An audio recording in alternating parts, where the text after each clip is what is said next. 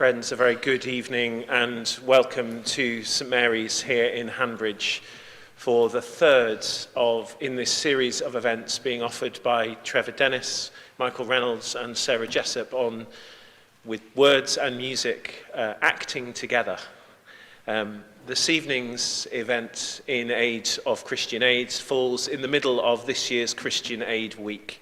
Thank you to those who have donated via the Tap Simple facility online, as well as thank you to those of you who were hastily scribbling on Christian Aid envelopes in person, those of you who've been able to be with us.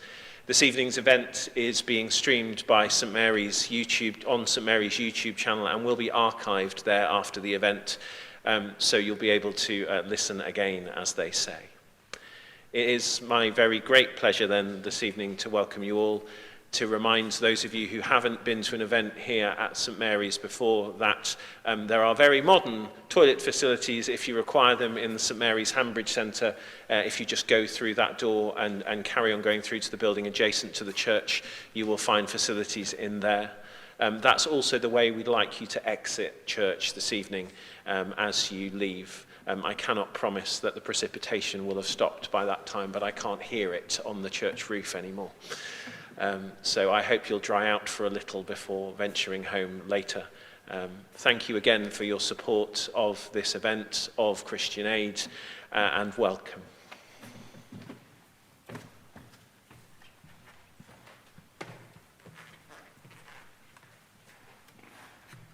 May I add my own welcome to you all. Whether you are here with us in church or at home on Zoom or YouTube. Thank you very much for being with us on this appalling night, and thank you to all those at St Mary's, Ric and many others who have made this evening possible. I must turn my microphone on. I think for the purpose, is that better? Yes, I think for the purposes of those online, I'd better start again. Just say, may I add my own welcome to you all, whether you're here with us in church or at home on Zoom or YouTube. And thank you very much for being with us, and thank you to all those at St Mary's who've made this evening possible. Our theme tonight is Women's Voices in the Bible, and our title, Mary Taught Her Son a Lesson That Day. A word first about the music you'll hear. Once again, Michael Reynolds and Sarah Jessop will be playing for us, and those of you who heard them in March will know you're in for a real treat. This time, to honour our theme, all the 5 pieces they've chosen are from women composers. And I'm delighted to say that one of those composers is with us this evening. Welcome, Wendy Dickinson. You better stand up, Wendy, I think.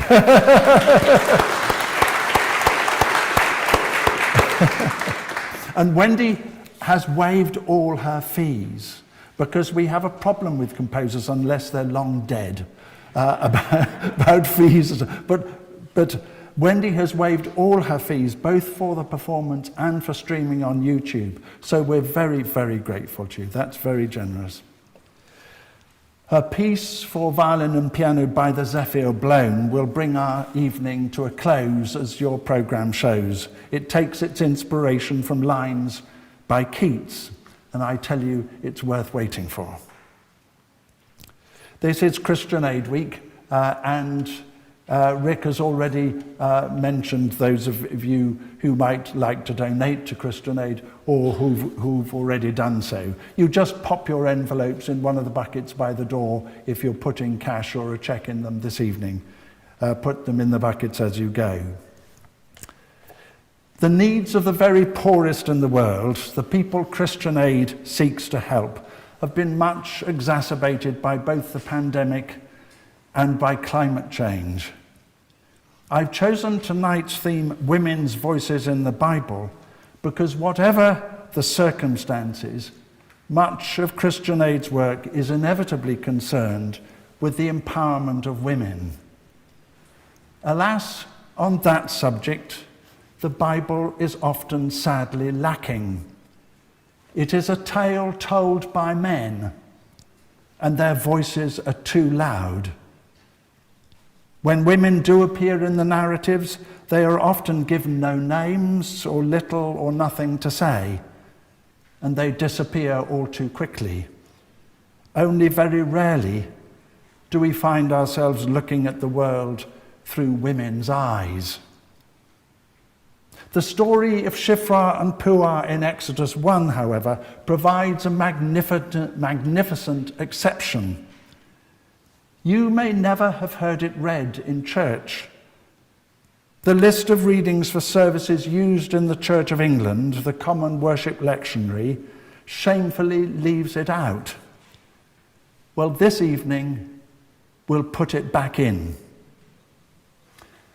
In 1992, Rabbi Jonathan Magonet published a marvelous collection of pieces on stories from the Hebrew Scriptures under the ambiguous title Bible Lives. Is it Bible Lives or Bible Lives? It's both.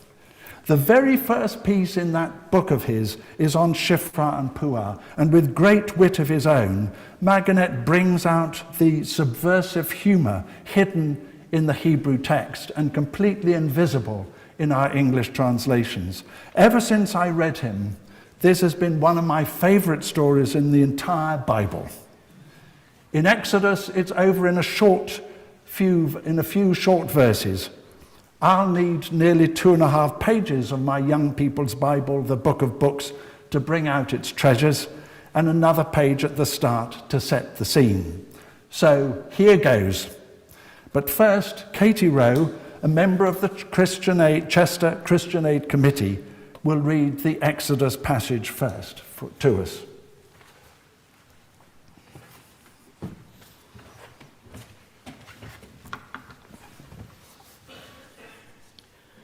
The king of Egypt said to the Hebrew midwives, one of whom was named Shiphrah and the other Puah, "When you act as midwives to the Hebrew women, and you see them on the birth stool, if it is a boy, kill him, but if it is a girl, she shall live." But the midwives feared God, and they did not do as the king of Egypt commanded them, but they let the boys live. So the king of Egypt summoned the midwives and said to them, "Why have you done this and allowed the boys to live?" The midwives said to Pharaoh, "Because the Hebrew women are not like the Egyptian women, for they are vigorous and give birth before the midwife comes to them." So God dealt with the midwives, and the people multiplied and became very strong. And because the midwives feared God, he gave them families. Then Pharaoh commanded all his people, "Every boy that is born to the Hebrews you shall throw into the Nile, but you shall let every girl live."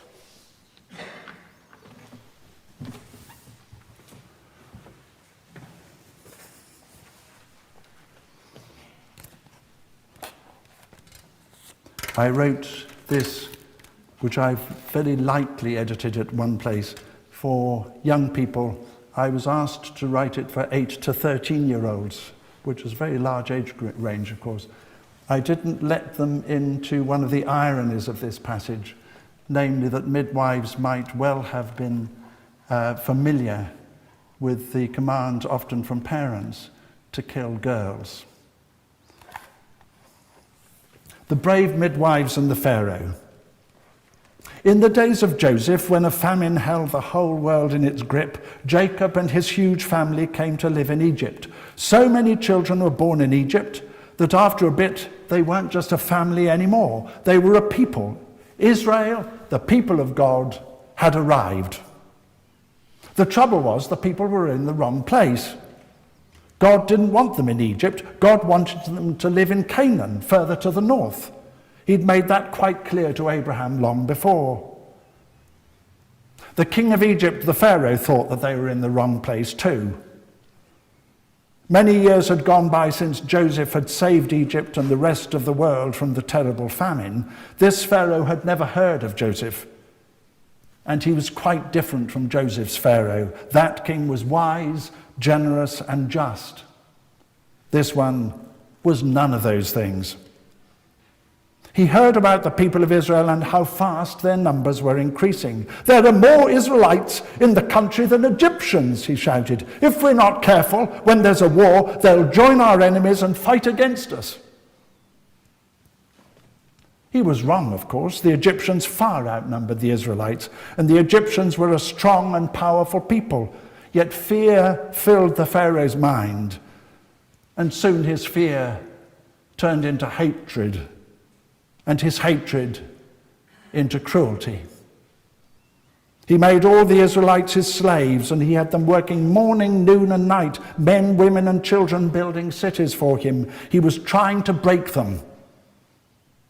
But the more cruel he was, the more children they seemed to have. So his men drove them harder and harder and harder and harder till the Pharaoh thought they wouldn't be able to take any more. He was wrong. His plan didn't work. He had to try something else. What he came up with next was truly horrifying. One of the worst things anyone could try to do. There were 2 midwives working in the Israelite slave camps, helping to bring the Israelite babies into the world. The Pharaoh hated Israelite babies, especially boy babies. They'd grow into soldiers one day, he thought, Israelite soldiers who would fight against him. He summoned the midwives to appear before him. Their names were Shiphrah and Puah. The Pharaoh summoned them into his presence, and when this Pharaoh issued a summons, no one dared disobey. "What does he want to see us for?" said Puah. "We haven't done anything wrong, have we?" "Must be serious if he wants to see us himself," added Shiphrah. So there they stood in front of the Pharaoh, looking down at the floor in front of their feet, hoping he wouldn't hear their knees knocking. The Pharaoh didn't have much to say. He didn't use their names or even say hello.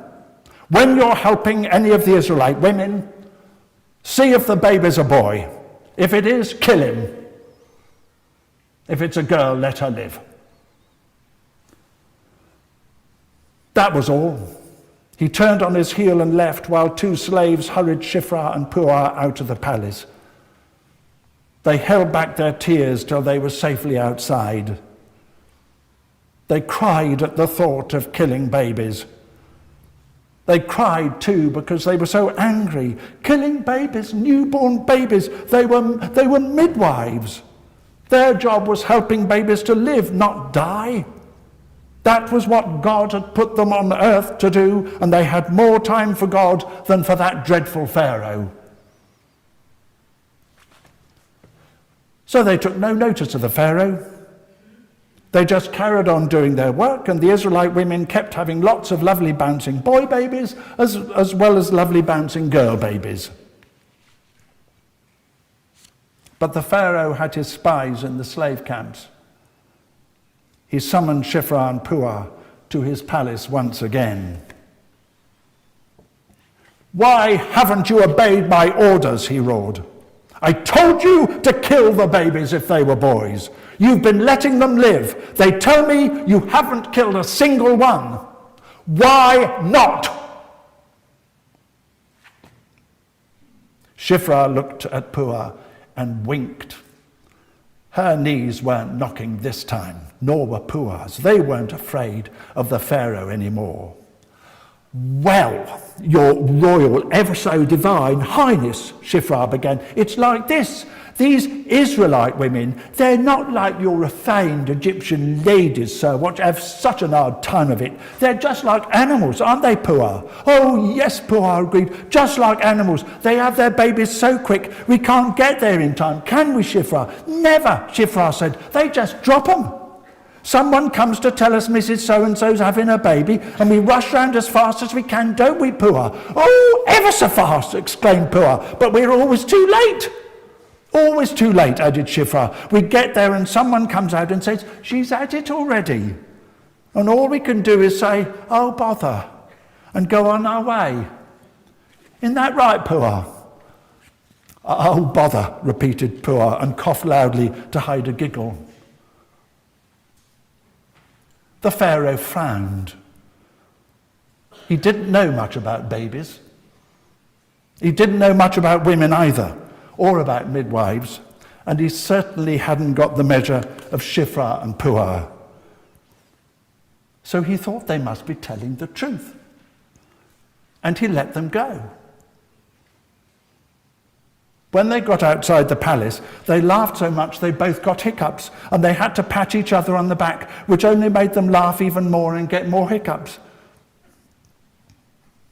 The pharaoh gave up the idea of using midwives to carry out his plans. The Israelite babies kept being born safely, and God was very proud of Shiphrah and Puah. He made sure they had families of their own and that they were regarded as great heroines among the Israelites. If only that were the end of the story. But the Pharaoh was too crazy, too cruel. If the midwives couldn't do his dirty work, then his own people, the Egyptians, would have to do it for him. He issued a command. Take every boy, baby, born to any of the Israelite women, it said, and throw them into the river Nile.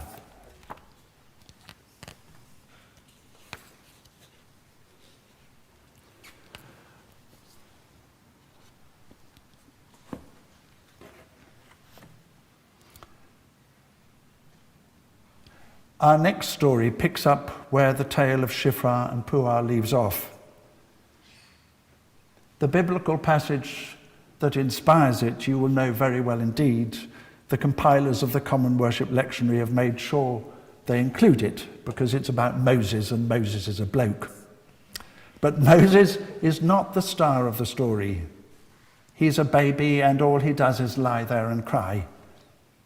No, the stars of this particular show are his mother, his sister, the daughter of the Pharaoh, and her slave girls.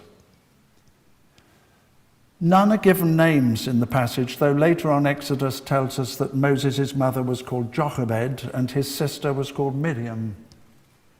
In my story, I've made Jochebed the narrator. Exodus calls the people Hebrews, but in my reworking, I've called them Jews. The story is set against the background of attempted state-sponsored genocide, and Jews know all about attempted state-sponsored genocide. One other little note. Our Bibles speak of Moses being put in a basket, yet the Hebrew text uses a very rare word there, which occurs in only one other passage in the Old Testament. It's the word used in the flood story of Noah's Ark. So I have Jochebed and Miriam place the baby in a little ark. And just one more thing. Children are generally even more invisible in the Bible than women. Yet one of the key players in this story, Miriam, is a child. Remember that as we listen to Katy reading the start of the Exodus passage.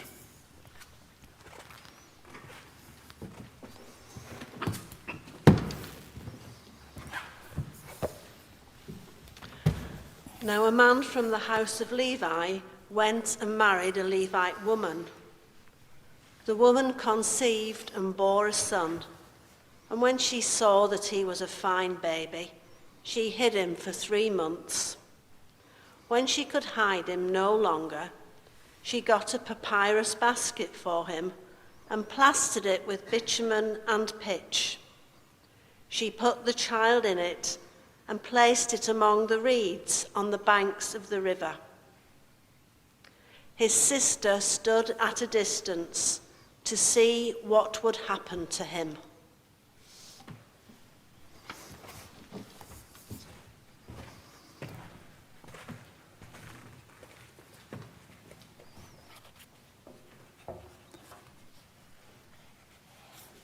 So this is from God in our midst.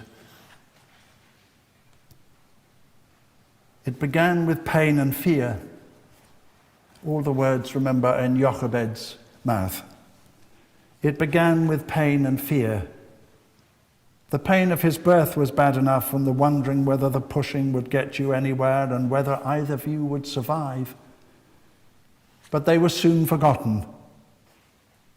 It's so hard at the time, and you don't know whether it's ever going to end. But when you have the baby in your arms, you forget all that. But the trouble was we were living in the wrong place at the wrong time. No promised land for us, but an Egyptian labor camp and a tyrant of a pharaoh who wanted rid of us. We Jews were different. We didn't fit. We didn't belong. He even saw us as a threat to the security of his country. He tried forced labor first, and when that didn't break us, he decided to use midwives. He ordered them to kill our boy babies at birth, but he failed to reckon with the midwives' courage. They flatly refused to obey his orders. Didn't tell him, of course, just got on with their job, safely delivering mothers of their babies, whether they were girls or boys.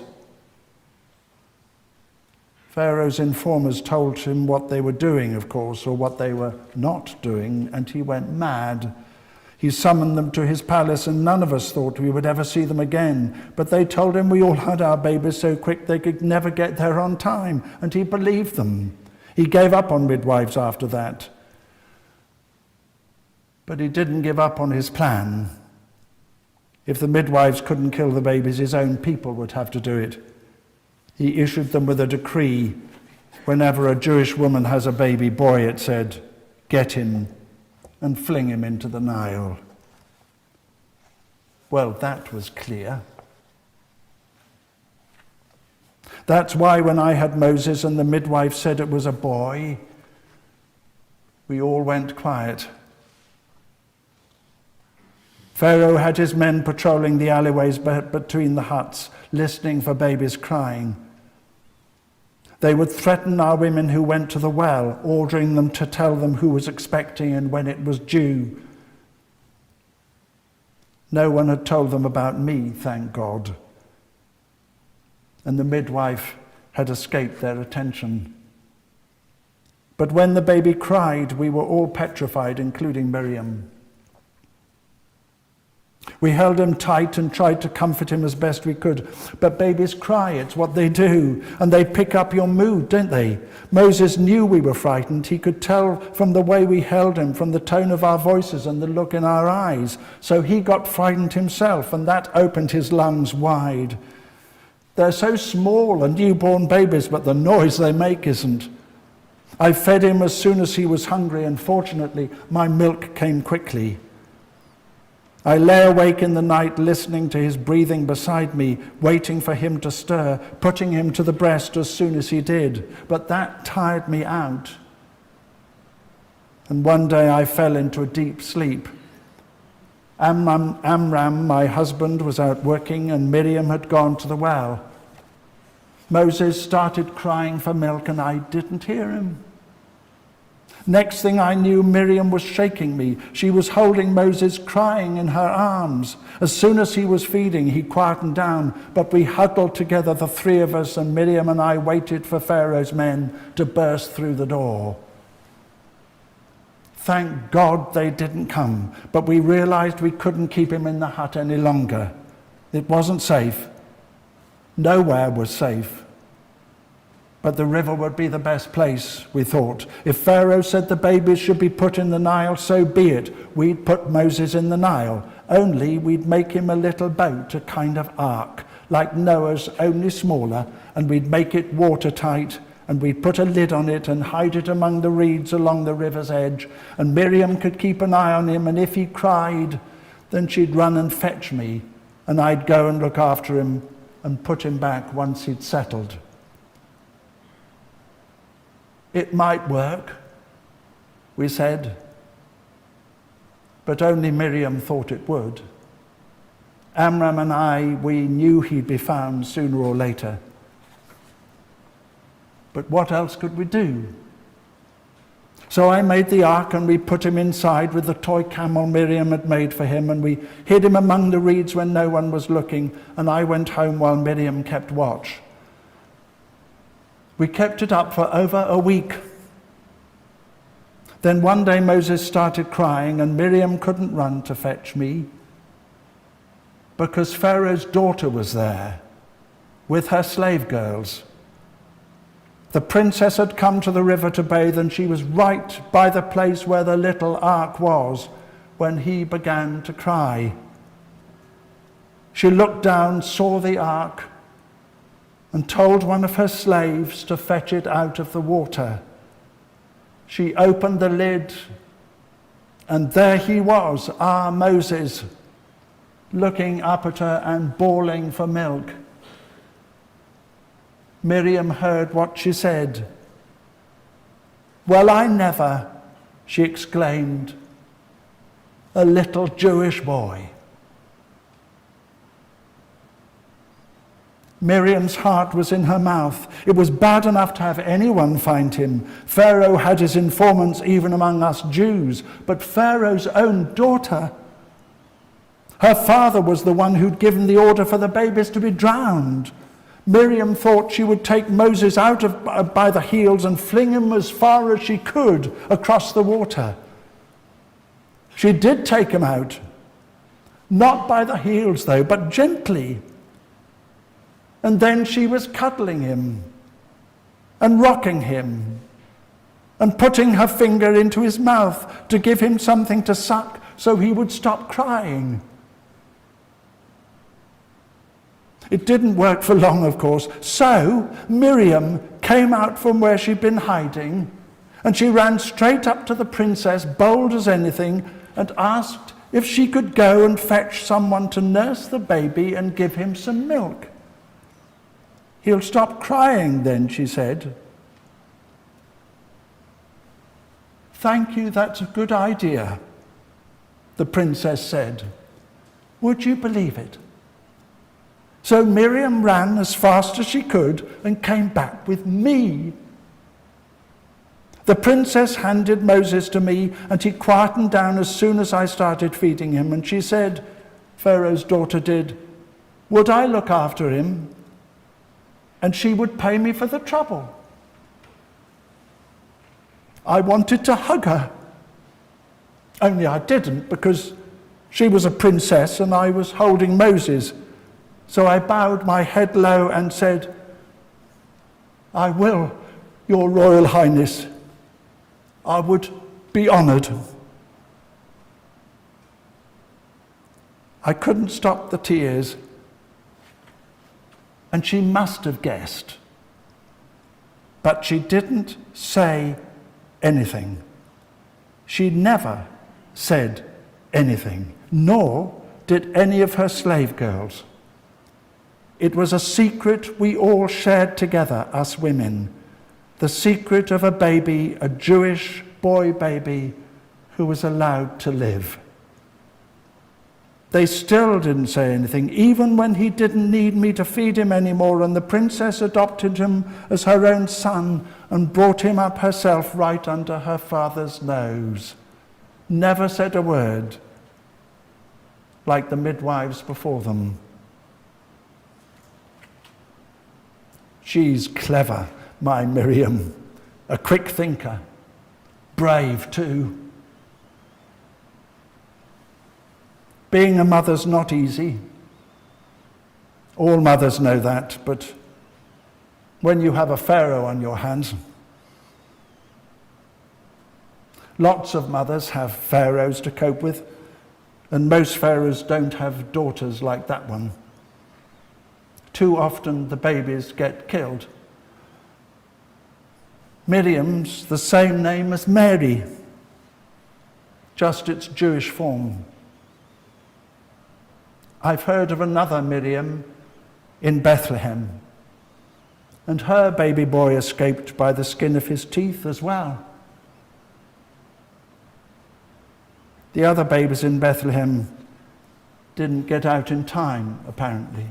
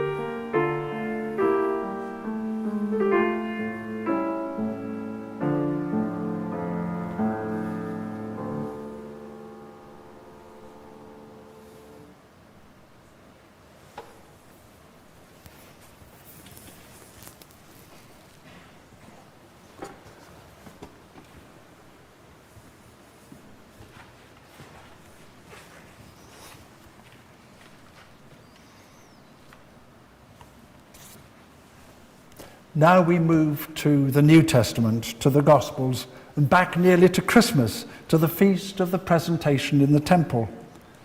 There is another woman in Luke's story of the presentation beyond Jesus' mother Mary. She's given a name, Anna, and Luke tells us quite a bit about her.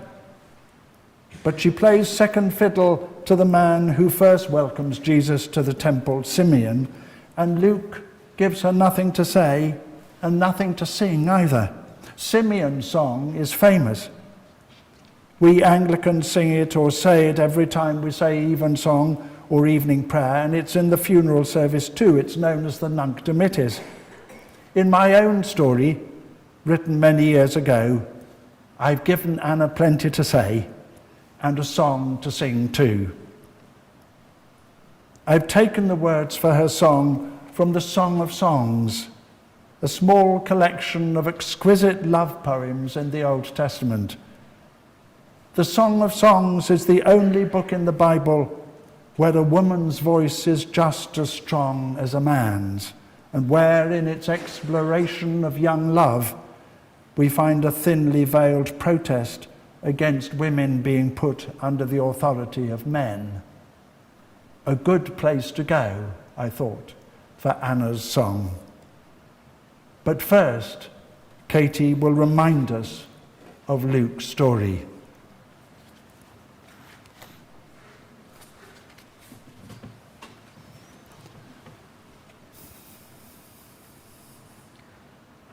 When the time came for their purification according to the law of Moses, they brought him up to Jerusalem to present him to the Lord.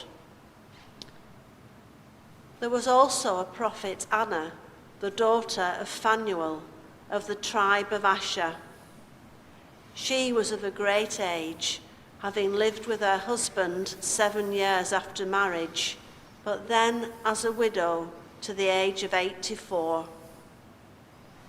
She never left the temple, but worshipped there, fasting and prayer night and day.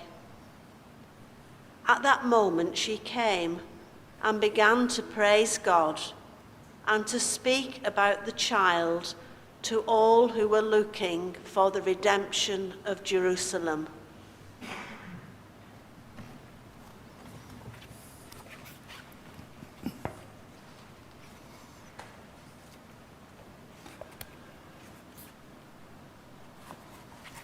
Anna sat in the shade of the orange tree, her nephew beside her.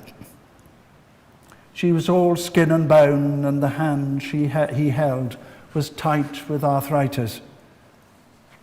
Yet it was not her frailty, he noticed, but the last energies of her spirit. When she walked, she shuffled along at the pace of an exhausted snail, but her eyes still danced. That afternoon, beneath the orange tree, they were doing their last jig. Anna was dying. The other side of the courtyard, a small door led out into the narrow street. Soldiers passed up and down it at intervals. You couldn't go far in the city without finding soldiers, or without soldiers finding you. Did you sing him a song, Aunt? When you saw him and took him in your arms, did you sing him a song of your own like Simeon did? Oh, yes, she cried. I sang him a song all right, an old song, a love song, my love song. And with that, she shut her eyes and in her quavering voice began to sing, Arise, my love, my fair one, and come away. For now the winter is past, the rain is over and gone. The flowers appear on the earth, the time of singing has come, and the voice of the turtle dove is heard in our land. Arise, my love, my fair one, and come away. Her voice faded away into the shadows, but the air still quivered with her music. At last silence came again, and she turned to her nephew and winked at him. "It was more beautiful than Simeon's song," she said, "but they thought it too passionate to mention in their story. And they had to give him a bigger part to play after all." "What do you mean, after all?" "After all, he was a man." Her nephew shifted a little. She'd spent all the 63 years of her widowhood, 64 perhaps, in the temple precincts. In all that time, she'd never been allowed to go beyond the court of the women, never been permitted to get closer to her God than that for fear of her pollution. She smiled. "In the end, it didn't matter," she said. "In the end, my God came to me. He came among all those people carried in a girl's arms. People thought I was nearly blind, but I recognized him at once. I saw him and I held him in these skinny arms of mine, and I stroked his cheek with this gnarled hand, and I sang him my love song softly at first, but then as loud as I could, and I woke him up. I woke my God out of his dreams with a love song." The sound of running feet, ugly shouting and then fighting came from the street beyond the wall and fluttered the leaves of the tree above her head and troubled its shade. What will become of him, I wonder? What will become of him in all this? It's not the easiest of times to come to redeem the world. She turned again to face her nephew. "People thought I was a crazy old woman who'd married religion when my husband died and been stuck with it ever since. Forgetting I was a prophet, they thought I knew nothing of the world, nor any of its dark secrets. But I know the beatings in dark corners, the people taken from their houses and never seen again, the children trapped in such despair that they tried to get themselves killed. If I told this tree all I've seen and smelt of this city's fear and violence, it would shrivel up and die. Oh, yes, I know. Why else do you suppose I spent all those years, those days, those long nights in fasting and prayer? Why else do you think I longed with such a deep longing for my God? There is such a need of him." She raised her head. "And now he has come."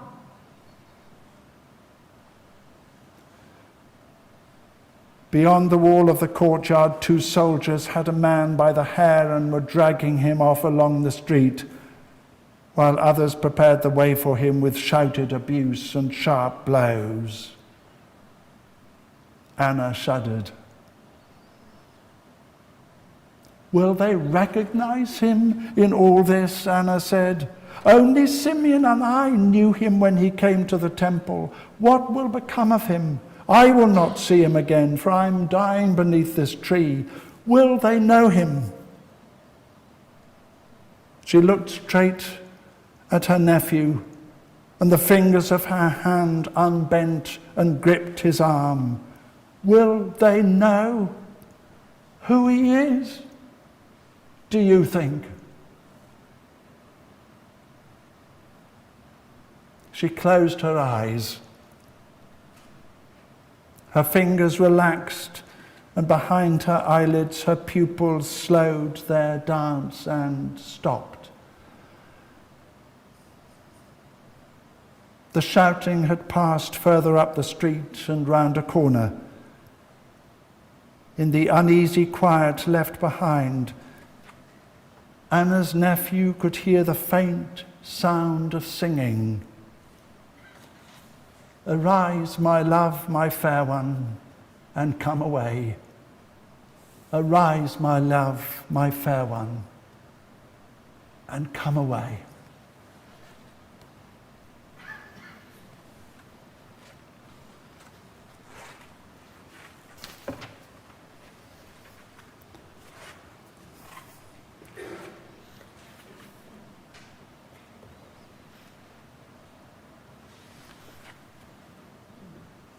Now a poem of mine, a narrative poem exploring the wonderful story in John's Gospel of a village wedding at Cana.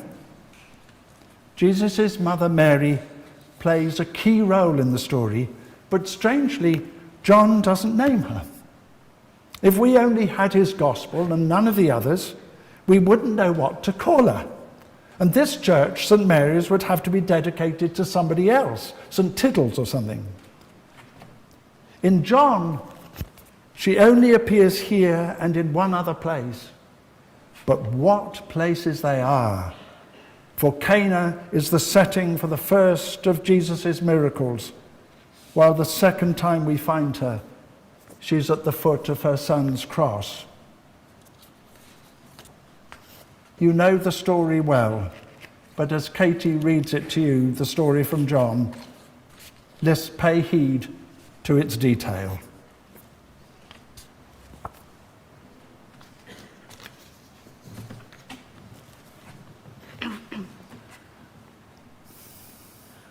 On the third day, there was a wedding in Cana of Galilee, and the mother of Jesus was there. Jesus and his disciples had also been invited to the wedding. When the wine gave out, the mother of Jesus said to him, "They have no wine." And Jesus said to her, "Woman, what concern is that to you or to me? My hour has not yet come." His mother said to the servants, "Do whatever he tells you." Now standing there were 6 stone water jars for the Jewish rites of purification, each holding 20 or 30 gallons. Jesus said to them, "Fill the jars with water." And they filled them up to the brim. He said to them, "Now draw some out and take it to the chief steward." So they took it. When the steward tasted the water that had become wine, and did not know where it came from, though the servants who had drawn the water knew, the steward called the bridegroom. He said to him, "Everyone serves the good wine first, and then the inferior wine after the guests have become drunk. But you have kept the good wine until now." Jesus did this, the first of his signs, in Cana of Galilee, and revealed his glory, and his disciples believed in him.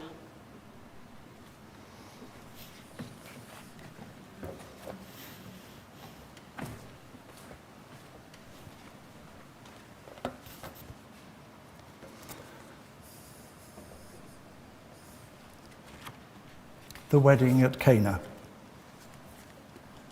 A hidden village tucked in the hills of Galilee, guarding its obscurity, hoping not to be noticed. Cana, Kirbat Kana El Jalil, a name to roll around the tongue and taste for very sweetness. The place of reeds it means, where winds make gentle music and birds weave round nests between tall stems. An empty ruin now, left to the fox and the hyrax, but once most holy ground, for the Son of God was known there, reluctant, put on the back foot by a woman who could not take no for an answer, unable in the end to keep his generosity to himself. There was a wedding, you see, on the third day, anticipating resurrection, a veritable feast, and God is most at home at feasts. A feast is what he plans for us all, when all is well and all manner of things are well. A feast to declare his lasting commitment and his love, when he will serve. And we will drink the wines from his cellar laid down for us before the start of time. There was a wedding, for a week. The people of Kirbat Cana El Jalil cannot quite manage a week. Their resources will not stretch to that. The wine runs out. The wine runs out. Such looming disgrace. Will they ever live it down, the families of that young man and the girl beside him, shyly wandering behind her veil, splitting the light in all her finery as much as they could afford and more? Will they ever live it down that there was not enough? So the laughter ran out, and the songs became sober, and people no longer danced, but fell to wondering about the evil eye and how long this particular union would last before disaster struck, as so often it did in those dusty streets so near the sighing of the reeds. Will they ever live it down? Yet this is Galilee, where there are whisperings of God in the air. The lilies of the field wear the scent of heaven, and a certain Jesus from the village of Nazareth is among the guests. Anything might happen. Disgrace might be turned quite all to grace. You never know. It has happened before. This is Galilee waiting to be God's dancing floor. Yet would it have happened at all if she had not been there too, the mother of Jesus, her name well hidden from our sight, but not her mind, her determination that disgrace should once more be turned to grace, as once it was for her at the birth of her fine son? Would he, her son, have moved if she had not risen from the circle of the women, left their ribald songs, turning sour for lack of wine, and told him to do something? Would he have sat there waiting for his hour to come, knowing it was not yet, not till the cross was raised, the nails driven and the thorns biting deep? That would be the time for God to come out of hiding, for the curtain to be split and all the world to become his holy of holies. That would be his hour, not here in Cana, out of the way in Galilee, before he had barely begun. And so he calls her woman, as a second time he will when the cross is his, and a circle of thorns all his dress. Do nothing, woman. It is no concern of ours. Oh, yes, it is, says Mary to herself. I know nothing, thank God, about a cross. All I know is this wedding. And wine run out, eyes meeting, head shaking, two families sinking into shame, and a young girl and her man thinking it is all spoiled. So saying nothing to her son, she turns her head to the servants. Do whatever he tells you, she cries, in a loud voice that he can also hear. And then she smiles at him, triumph in her laughing eyes, knowing he will have to do something now. Heaven will have to arrive earlier than he had planned. This village wedding turned to water needs now become the feast of heaven, and God will have to open his cellar to bring out the wine laid down before the start of time. He will do it quietly. He will not do the pouring as is his wont. No one will know, not the bride and groom, not their families, nor even the master of the feast who's been bearing his own disgrace, that there was only water left. And so it is, and so it is. And heaven that day comes to Kirbat Cana El Jalil, and all is very well, and never do they live it down, and always and forevermore, till the village is a ruin and the pilgrims go to the wrong place a few miles to the south. Always they will tell of that wedding, when the wine flowed like a living stream, with such pleasure held in every drop, such fine, generosity. And the young woman cried for very joy behind her veil, and her young man also, and there was much embracing to be done, and dancing wild beneath the stars, and such rare, such precious hope. And still, when the last echoes of their laughter have died upon the Galilee air, and only the birds call among the reeds, even then their story will be told to make God's merriment. Mary taught her son a lesson that day. Don't do it by the book.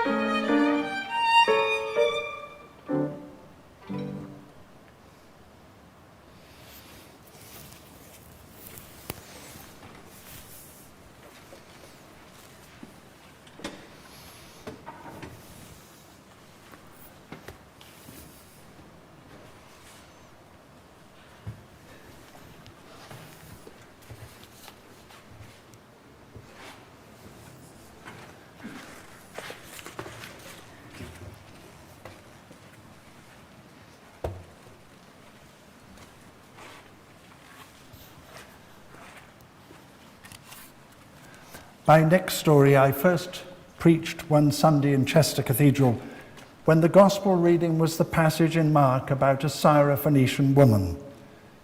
Katy will read that passage for us now.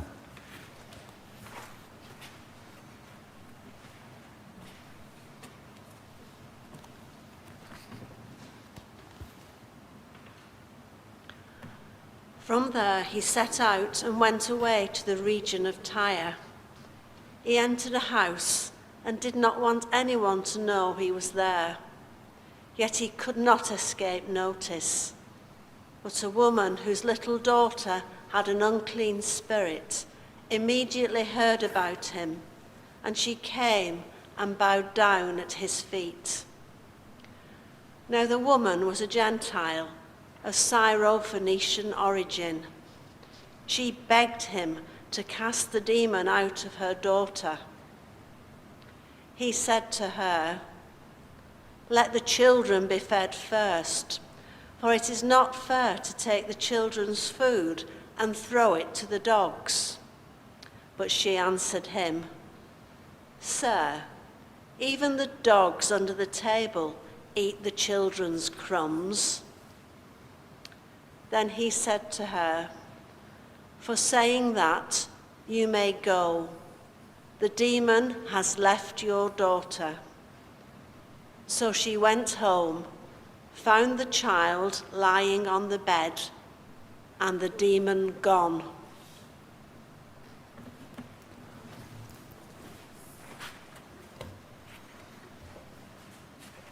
I really struggled with that passage. That talk of dogs. It's not fair to take the children's food and throw it to the dogs seems so offensive. Sharon Ring, an American New Testament scholar, puts it like this: to compare the woman and her daughter to dogs is insulting in the extreme. Sayings about dogs in the Hebrew Bible, what we call the Old Testament, portray them as contemptible scavengers who lick human blood, and the term is a metaphor for Israel's enemies. Turn dog into bitch, and you see what I'm getting at. Sharon Ring points out other details in the story I hadn't appreciated.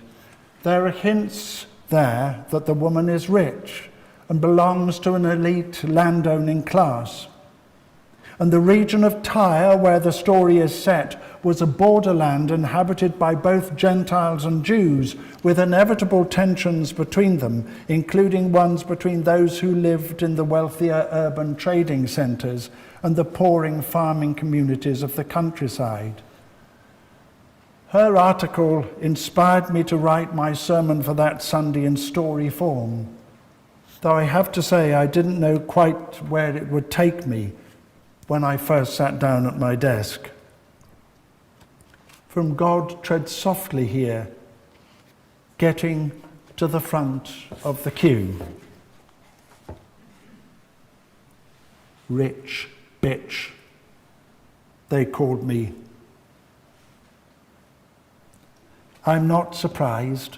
I was rich after all, and at their expense. They thought I knew nothing about the way they lived and cared less. I lived in the city in Tyre and they lived in the country. I didn't know what it was to be hungry. I ate my meals reclining on a couch served by my slave girls. I was used to silver and gold and fine glass. When drought came, as it did from time to time, we never ran short of water.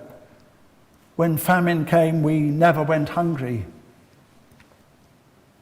They did. The ones in the villages working the land owned by my husband. I made it my business to find out. It wasn't easy, but I could trust one or two of my husband's slaves to bring me reports.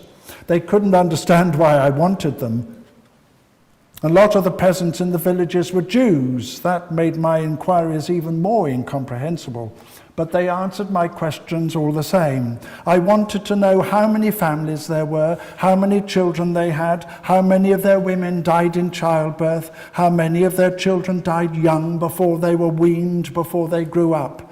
Did the children have extended bellies? How many? How often? And did their hair have that brown tinge to it that meant they didn't have enough of the right food?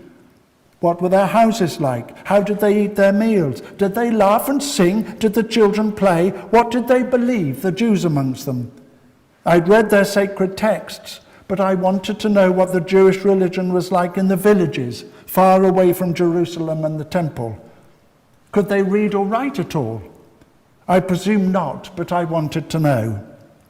I tried to imagine them. I tried to imagine what it was like to live in those villages in the heat of summer, in the occasional cold of winter, when the locusts came, when the rain did not fall, when disease struck, and the children began to die.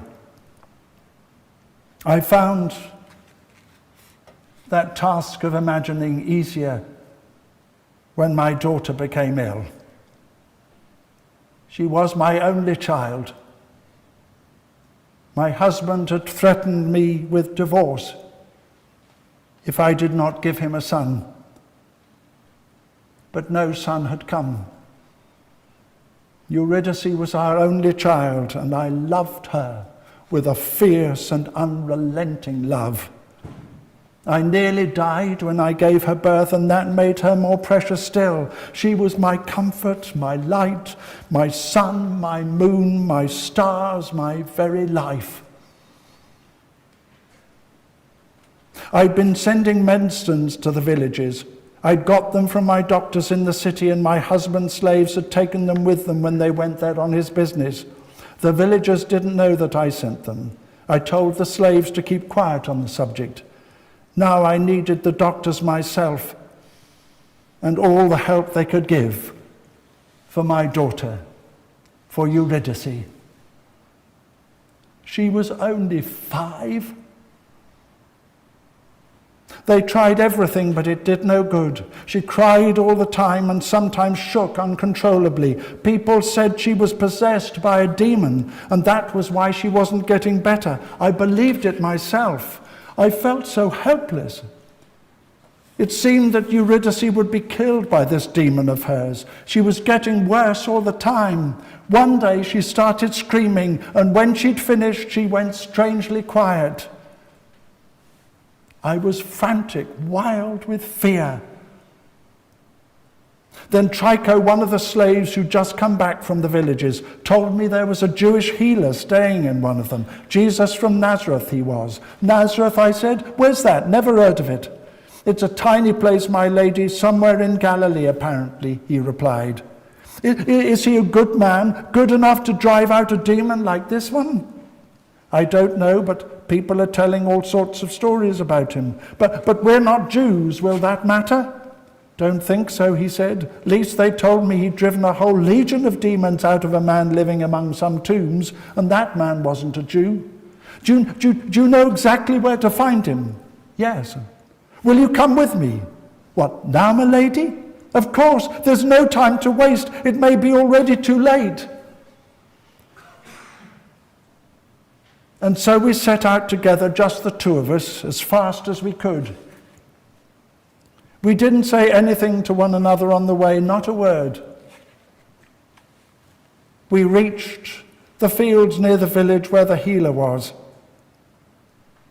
I'd put on my plainest cloak and wrapped it round my head. I wanted to be as inconspicuous as possible, but it didn't work. The men and women in the field stopped as we approached and stared at us, or rather they stared at me. They knew Trico well enough, but they'd never seen a woman with him. They guessed who I was, the way I walked, the colour of my face, the quality of my cloak. Rich bitch, they called me. They didn't shout it out, said it softly when I was close enough to hear. But I hardly heard them. All I could think of was getting to the house where the healer was. We passed the village rubbish heap. 3 dogs were digging there for something to eat. The children gave us a great welcome in the village. They came running out from between the houses, shouting their hellos. Their mothers told them to be quiet and shoot them indoors. We turned left up a narrow track between some houses. Then Trico stopped in front of one of them. "This is where he's staying," he said. He called out. Without waiting for any reply, I rushed in through the door. The room was dark, but I saw him at once and fell at his feet. "Eurydice, my little daughter," I said. "She's desperately ill. She's dying. A demon, a terrible demon has got her. You must come now, or she will die. You can cast the demon out of her. No one else can, but you can. I know you can. Please."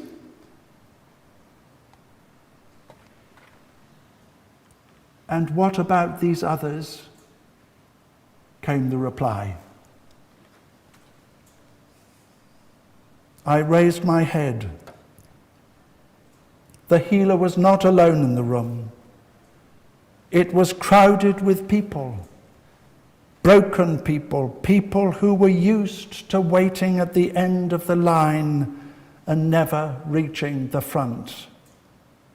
I had not seen them or even guessed they could be there.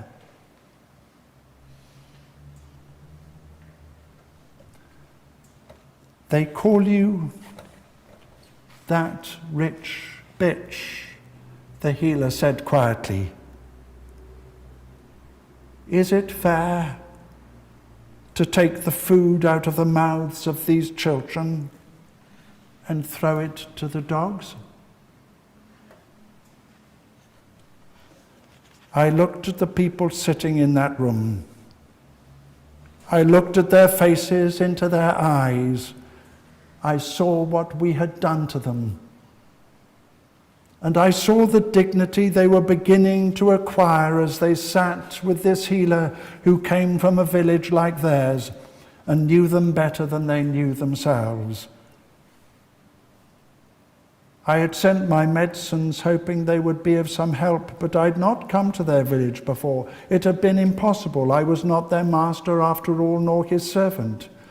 This healer had put them at the front of the queue. He was the first person they had ever met from outside the village who had done that. I could not drag him away from them, these people whom he loved with such a fierce love and who so loved him. He did not need to come with me to heal my daughter. He would only need to see Eurydice in his mind's eye and say the word. I looked up at him. "We eat at tables where I come from," I said, "and we have pet dogs, and they wait under the tables to catch the scraps of food the children drop."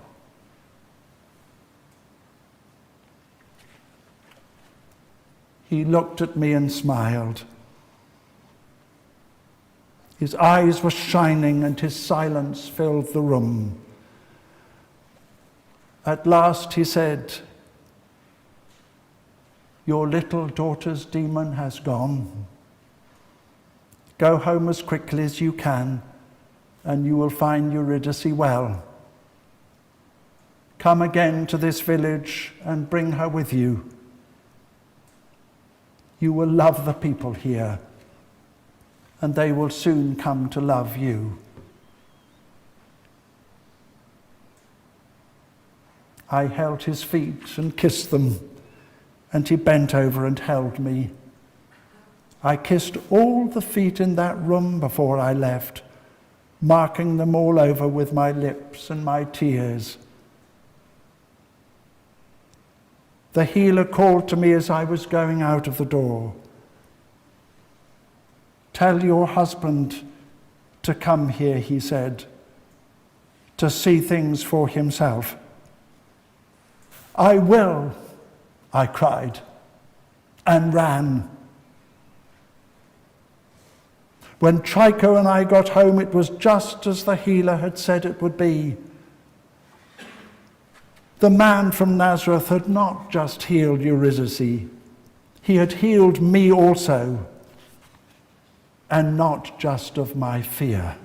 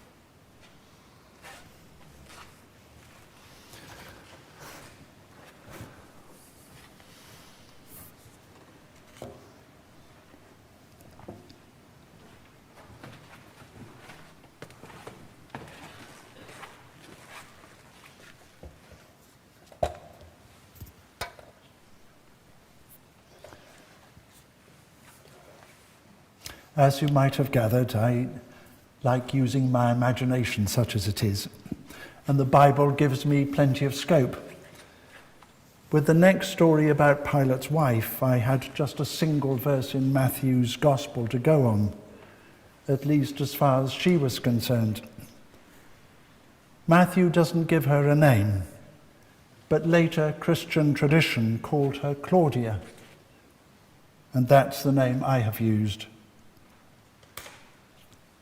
Near the end of the story, I take my inspiration from a verse in Exodus and a literal translation of the Hebrew. Moses soothed the face of the Lord his God. It's long been one of my favorite verses in the Bible, so down to earth and so very daring.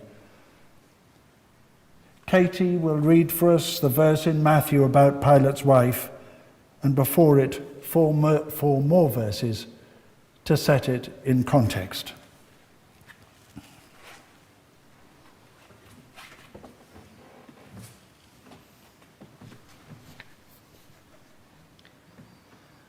Now Jesus stood before the governor, and the governor asked him, "Are you the king of the Jews?"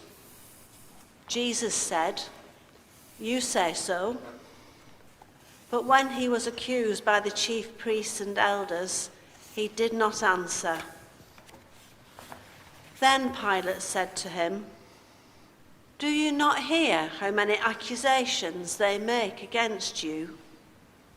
But he gave no answer, not even to a single charge, so that the governor was greatly amazed. While he was sitting on the judgment seat, his wife sent word to him, "Have nothing to do with this innocent man, for today I have suffered a great deal because of a dream about him."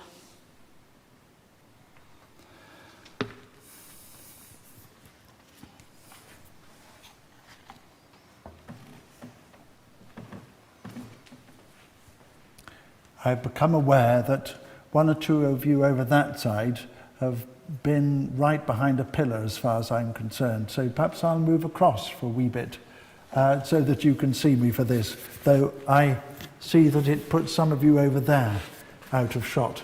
I might move about a bit, we'll see. From the three faces of Christ, the friends of God. Take off your tunic. A slave woman looked at her with horror. "Take off your tunic," she repeated. "If I go through the streets in all this finery, I'll be spotted at once. I need to be inconspicuous. Take it off, woman. I'll need your cloak too." But what shall I wear? Just take it off. You can think of that later. Still with the horror on her face, Rachel did as she was told.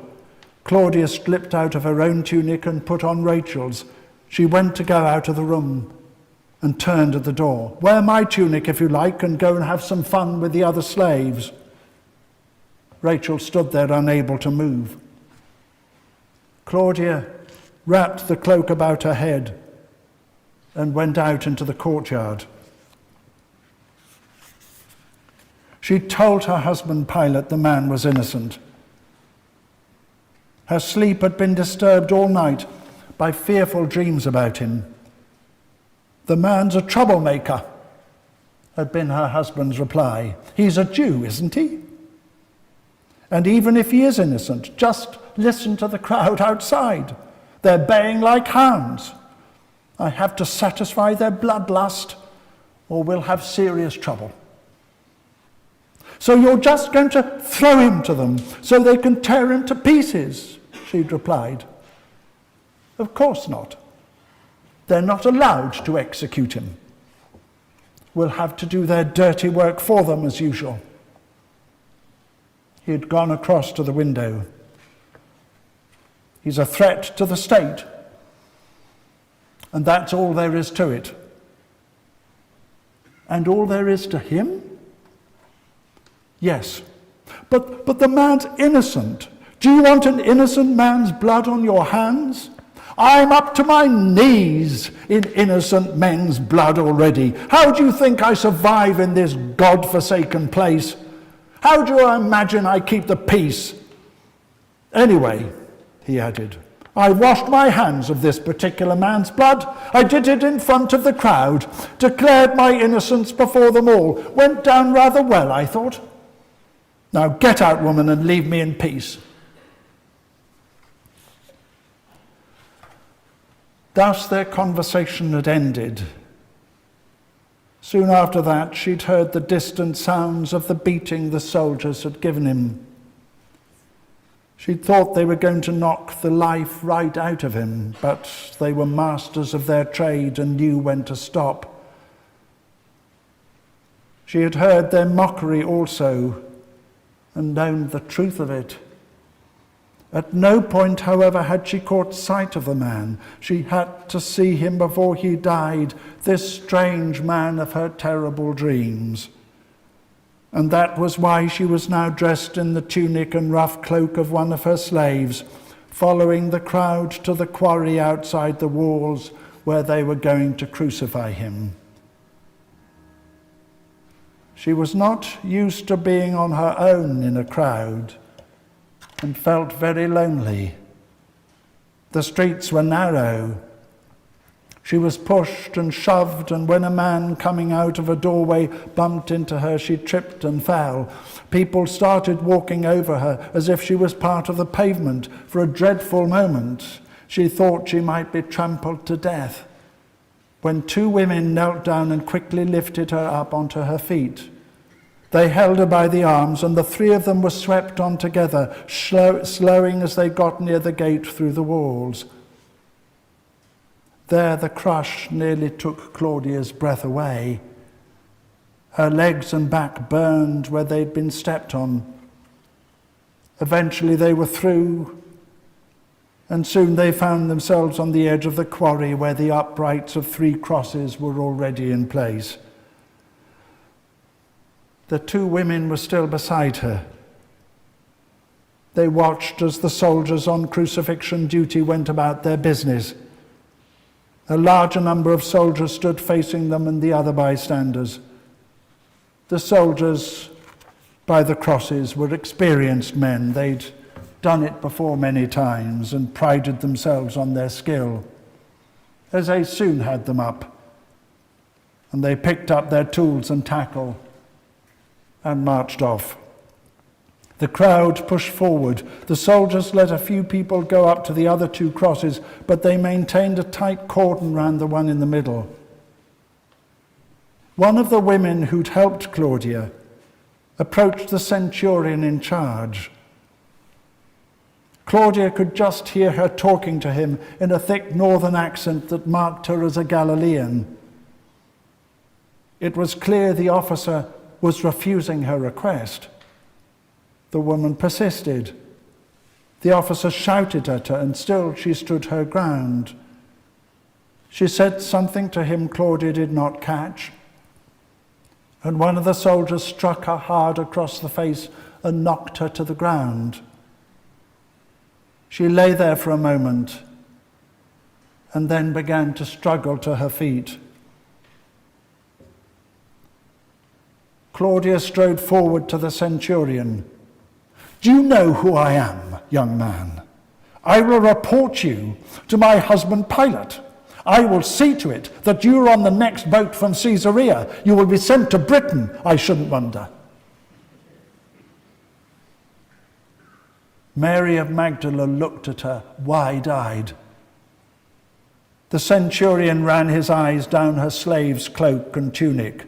Pilate's wife, are you, lady? Pleased to meet you, and I'm the bloody emperor. He laughed, and the soldiers with him, their merriment mixed with the more usual sounds of crucifixion. The 2 women turned away. I knew you weren't a slave, Mary said, but are you really Pilate's wife? Yes, Claudia. And you come here? Yes. Mary gazed at her and shook her head. I'm Mary from Magdala, and this is Salome. We are old friends of his. You are welcome here, sister, as much as anyone is welcome in this place. Those were the last words they said to one another for several hours. The soldiers forced them to keep their distance. They could do nothing but watch. They wanted to wipe the blood from his brow, but they couldn't. They wanted to offer him something to drink, but they were not allowed to. They wanted to weep, but somehow the tears would not come. They were powerless even to cry. And they were mute, also quite unable to speak. There were no words for it in any case. The soldiers shifted from one foot to the other. Those who'd come to mock this fine King of the Jews had tired of it and gone home. Dark clouds came from the west and hid the sun. An icy wind blew. The very ground shivered. Then it went darker still, as if behind the clouds the sun had turned to ashes. The women peered through the gloom.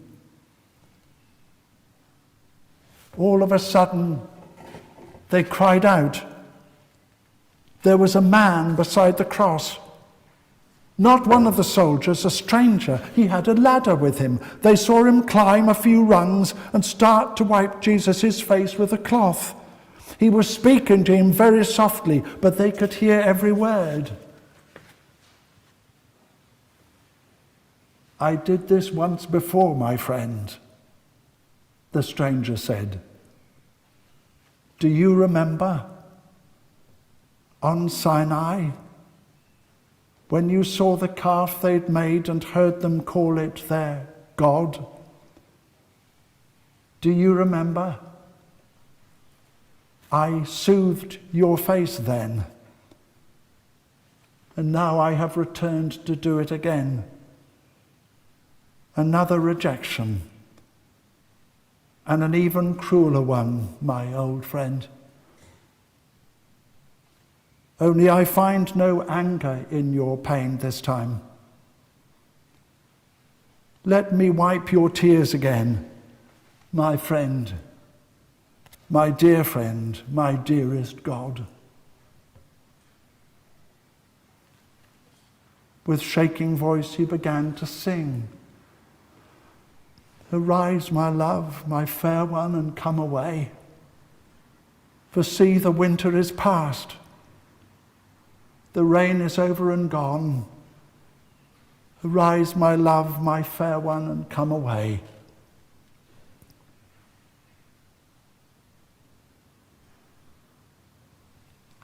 The soldiers were still facing the women and saw and heard nothing.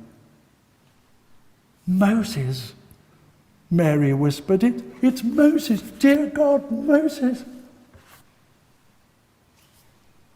Jesus took a gulp of air and split the clouds open with his last cry, and then his head fell forwards and Moses bent to close his eyes. At that moment, the centurion turned round and looked and saw. At long last, the women were able to weep. Mary and Salome wept for the man who'd meant so much to them and for the hopes and dreams which had surely died with him. Claudia wept for herself and for the years of emptiness, for her husband who'd sent this man to his death. Above all, for the God she had at last encountered. We must begin all over again, she said.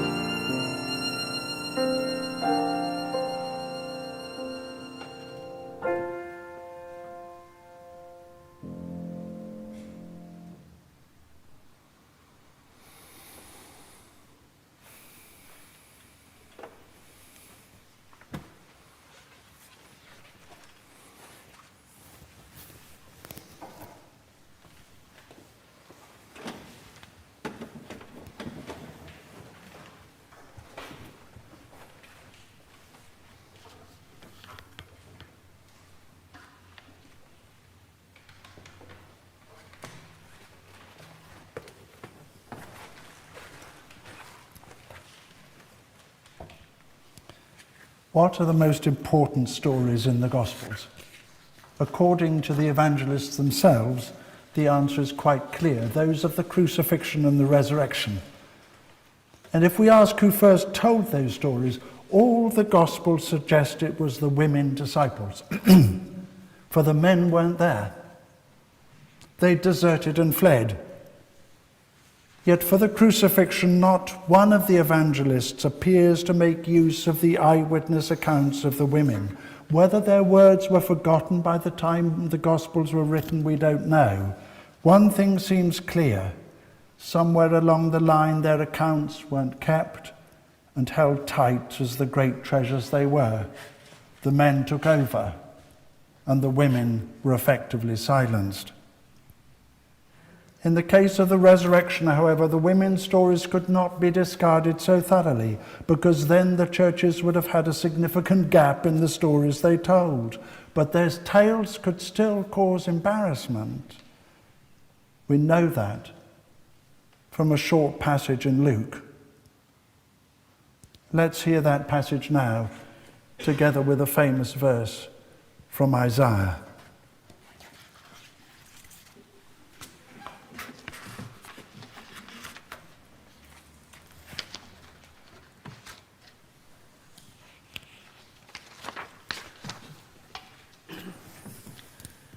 But on the first day of the week, at early dawn, they came to the tomb, taking the spices that they had prepared. They found the stone rolled away from the tomb, but when they went in, they did not find the body. While they were perplexed about this, suddenly 2 men in dazzling clothes stood beside them. The women were terrified and bowed their faces to the ground. But the men said to them, "Why do you look for the living among the dead? He is not here, but has risen. Remember how he told you while he was still in Galilee that the Son of Man must be handed over to sinners and be crucified, and on the third day rise again."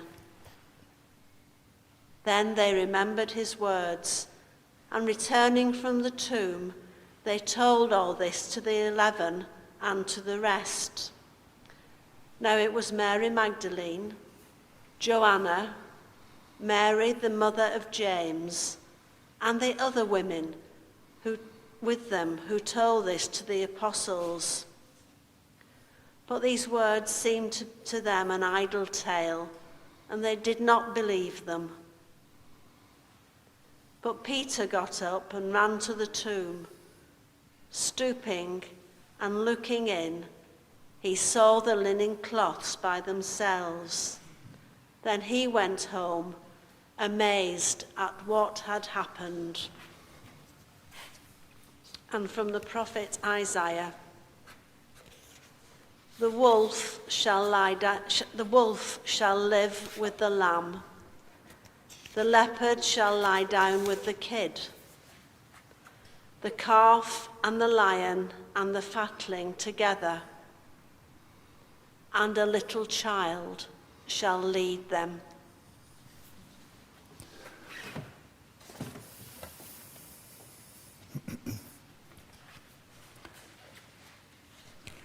This is a piece I preached in Lichfield in 2013. My last collection had come out in 2012, so it's unpublished.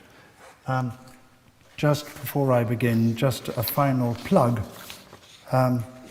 This is the third of 4 such evenings we've got, and the last one will be on September the 15th, when our theme will be quite a small one, really, simply God. And the title is God Treads Softly Here, You Do Not Hear Her Coming. I speak as one of the foolish women. I speak as one of the foolish women. It was not an idle tale. We were not speaking nonsense, though if you expect me to put all we found that morning into words, you will be disappointed. It was and still is too deep for that. The men amongst us had always struggled to come to terms with Jesus. When Peter, James, and John suddenly found themselves face to face with God on top of that mountain of the Transfiguration, and the full truth about their friend from Nazareth was blinding their eyes, all they could think of was having a harvest festival. In Gethsemane, just before the soldiers came to arrest him and he needed them most, they fell asleep. And in between, when he'd just been telling us the day was coming, he'd be arrested and crucified, the men started arguing about which one of them was the greatest.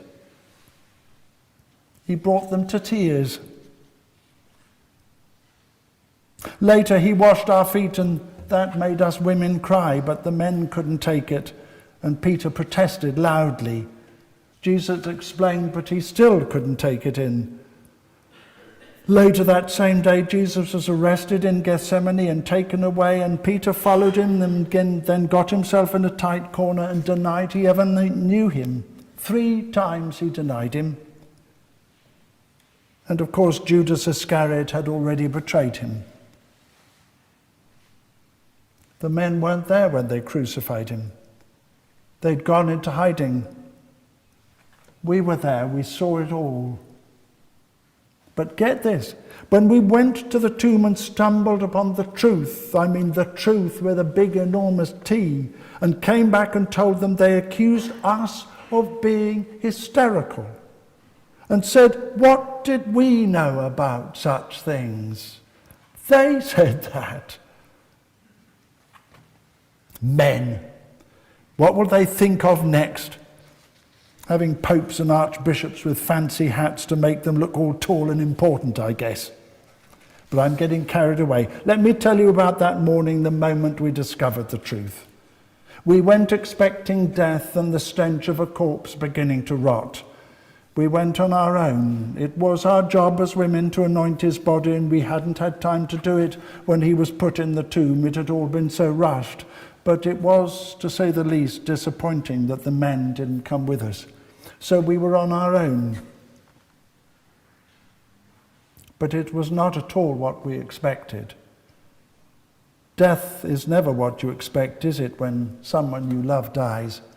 As for resurrection, well, at least we'd all experienced people dying, and when we went to the tomb, we were still reeling from his death and the terrible humiliation of it, its barbarism, the sheer brutality. We thought we'd never get over it. We went to the tomb with our spices because it was the only thing we could do, and because we wanted to be able to tell ourselves we'd done what we could to give him back a little honor and dignity when they'd been torn from him so cruelly at his crucifixion. We set out in the dark before dawn. Thick clouds hid the stars, and the dark outside us met the blacker dark inside.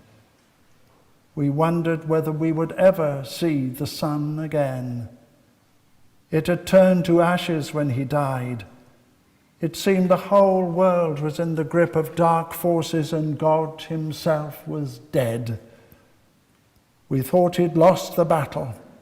The ancient chaos monster of human violence that had ruined the earth back in the time of Noah had risen up from the deep and was roaring its power. It would go on rampaging through what had once been God's earth, and all kindness and mercy and forgiveness would be swept away to make room for mass graves, the disgusting smoking chimneys of concentration camps, and thousands of people trekking away from the ruins of their towns and cities, pouring across borders into camps already full to bursting, with wild-eyed children and mothers collapsed into despair.